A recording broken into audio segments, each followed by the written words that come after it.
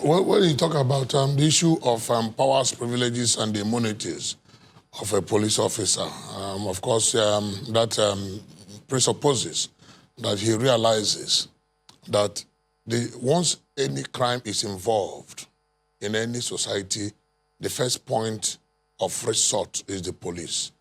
The police can only be activated once the crime is involved. So more or less, and that is why at the inception of EFCC, or rather even before EFCC, police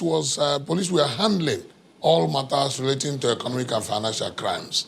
And in the wisdom of the federal government, they felt they had to create a special branch, a special arm of government, so to speak, a special arm of the executive, to handle the issues of economic and financial crimes in the heydays of unbridled and on one-term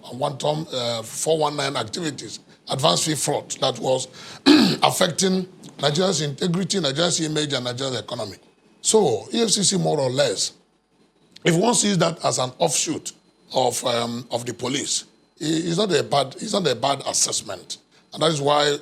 until this latest appointment, all the heads of EFCC have been drawn from the police force. And going forward, now that EFCC has gotten its own bite over time, it has gotten its own firm stand, it has gotten its own direction, try as much as possible to carry itself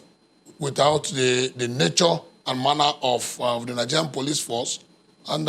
try as much as possible to assert itself as an agency that is there for all. Nigerians expect that going forward, EFCC will not drop on its oars in ensuring that economic and financial crimes are tackled to the letter. And that is to mean that all those issues that led Nigerians to be very skeptical about the activities of policemen should not be seen in EFCC, and which is one, high-handedness in operations, two, favoritism in handling of matters, three, ensuring that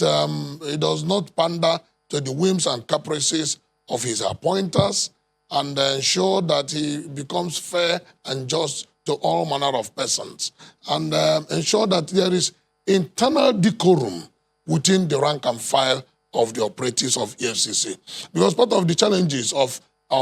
security agencies in Nigeria is when there is lack of internal decorum, when the head cannot absolutely direct the followers on ethics and ethos of the organization. So the task ahead of Mr. Bawa, if I may go there, is to ensure that the ethics and ethos of EFCC is maintained in integrity, in consistency, such that the expectations of Nigerians will not be dashed. My brother from Abuja said that Nigerians have grown very skeptical about the activities of EFCC. And what has caused that skepticism? When there is unfairness, when there is sectionalism in handling of affairs, when people are perceiving EFCC as being the attack dog of the government in power, people will naturally carpet EFCC and not give it the much desired respect and cooperation that it deserves. Because for every security and anti-corruption agency that must strive on intelligence gathering and cooperation of the people, once the people are not on the same page, do not have the confidence of have confidence in that organization, the organization will not do so well and will not impress the expectations of the people.